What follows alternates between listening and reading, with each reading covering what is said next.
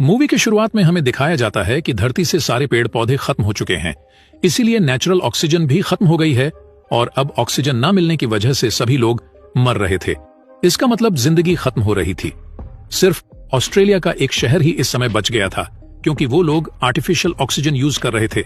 लेकिन इस ऑक्सीजन को यूज करने से लोगों को खतरनाक बीमारी हो रही थी।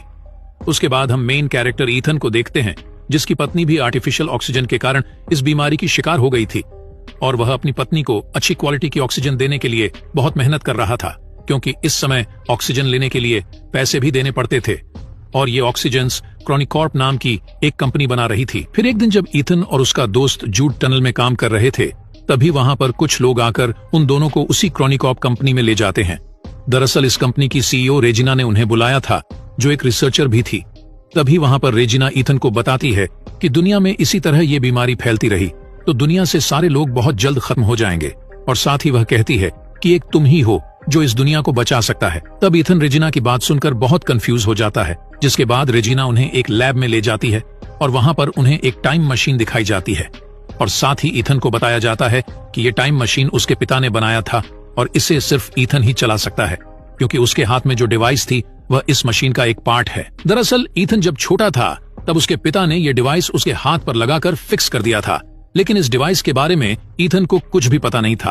और अब वो लोग ईथन को बताते हैं कि इस टाइम मशीन में एक मैसेज रिसीव हुआ है जो 400 साल आगे भविष्य से भेजा गया है, जिसमें लिखा था कि सेंड ईथन वाइट। इसका मतलब ये है कि ईथन को 400 साल आगे भविष्य में भेजने के लिए कहा गया है। और साथ ही इस लैब का साइंटिस्ट ईथन को बताता है कि 400 साल बाद ये दुनिया फिर से हरी भरी हो गई है, यानी वहां दोबारा से पेड़ पौधे उग गए हैं, जिससे वह जगह फिर से इंसानों के रहने लायक हो गई है। और वो साइंटिस्ट ये भी बताता है कि तुम्हें इस टाइम मशीन के जरिए भविष्य में जाना है और तुम्हें पता लगाना है कि कैसे हम दोबारा इस समय में पेड़ पौधे लगा सकते हैं और साथ ही यहाँ फैल रहे बीमारी को कैसे रोक सकते हैं, ताकि हम यहाँ के इंसानियत को बचा सकें।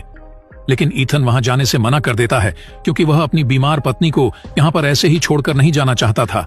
उसके बाद हम देखते हैं कि ईथन अपने दोस्त जूड के साथ एक रेस्टोरेंट में जाता है। वहां जूड उसको समझाता है कि तुम्हें भविष्य में जाना चाहिए और इलाज ढूंढना चाहिए, लेकिन ईथन नहीं जाना चाहता था, क्योंकि वह अपने पिता की तरह नहीं बनना चाहता था, जो अपने प्रोजेक्ट के लिए उन्होंने ईथन और उसकी बीमार माँ को छोड़कर चले गए थे।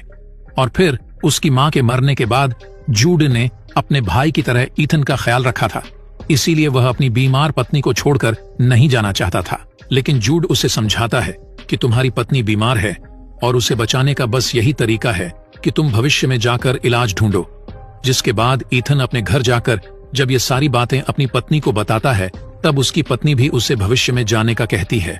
हालांकि वह ऐसा नहीं चाहती थी, लेकिन फिर भी वह सभी के लिए उसे जाने का कहती है। फिर अगली सुबह वह इस बारे में काफी सोचता है और अपनी पत्नी के लिए भविष्य में जाने का फैसला करता है। जिसके बाद वह रेजिना के पास जाकर उससे कहता है कि मैं भविष्य में जाने के लिए तैयार हूँ, लेकिन उसकी एक शर्त है कि इलाज मिलने के बाद सबसे पहले वह उसकी पत्नी को ठीक करेगी, जिसके लिए रेजिना मान जाती है। फिर उसके बाद ईथन को भविष्य में भेजने की तैयारी की जाती है और उसे एक सूट पहनने के लिए दिया जाता है। तभी ईथन उनसे आगे का प्लान पूछता है, जिस पर वो लोग बताते हैं कि उन्हें नहीं पता ईथन वापस कैसे आएगा और इलाज कैसे ढूंढेगा। लेकिन अब तो ईथन को जाना था। जिसके बाद ईथन को एक आर्ची नाम का डिवाइस दी जाती है, जिससे वो लोग ईथन पर नजर रख सकेंगे। फिर फाइनली उसको मशीन के अंदर भेजकर टाइमिंग सेट कर देते हैं और मशीन चालू होने पर वहां रेडियो वेव्स का एक ब्लास्ट होता है। जिसके बाद ईथन तेजी से भविष्य की तरफ जाने लगता है और आसमान से होता हुआ एक जंगल में गिर जाता है। लेकिन भविष्य में टेलीपोर्ट होते समय रेडियो वेव्स के कारण उसके सूट में आग लग जाती है, इसीलिए वह जल्दी से सूट उतार देता है। जिसके बाद वह अपने आसपास देखता है, जहां हरियाली ही हरियाली थी और वह वहां के प्योर ऑक्सीजन का लुत्फ उठाने लगता है। फिर वह थोड़ा आगे जाता है, जहां उसे एक कंकाल नजर आता है, जिसके सर पे गोली लगने का निशान था।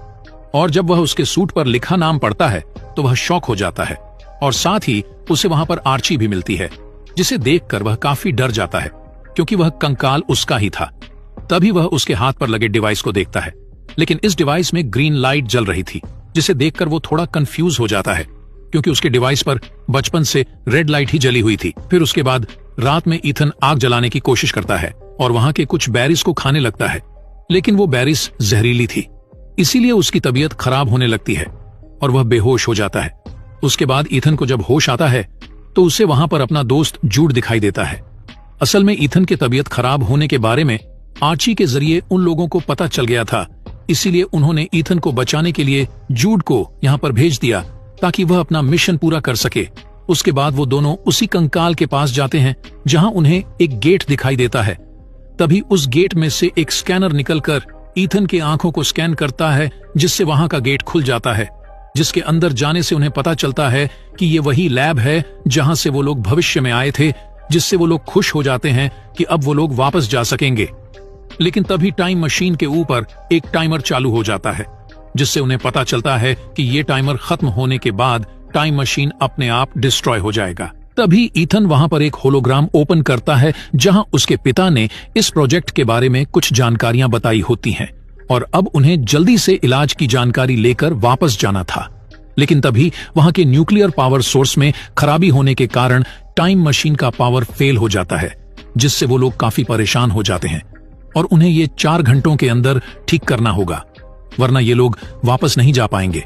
फिर बाहर जाने पर वो लोग देखते हैं कि पूरा शहर पेड़ पौधों से भरी हुई है और हर जगह उन्हें मरे हुए लोगों के कंकाल नजर आते हैं, जिसे देखकर उन्हें पता चलता है कि धरती से सभी इंसान खत्म होने के बाद ही ये सारा शहर पेड़ पौधों से भर गया था।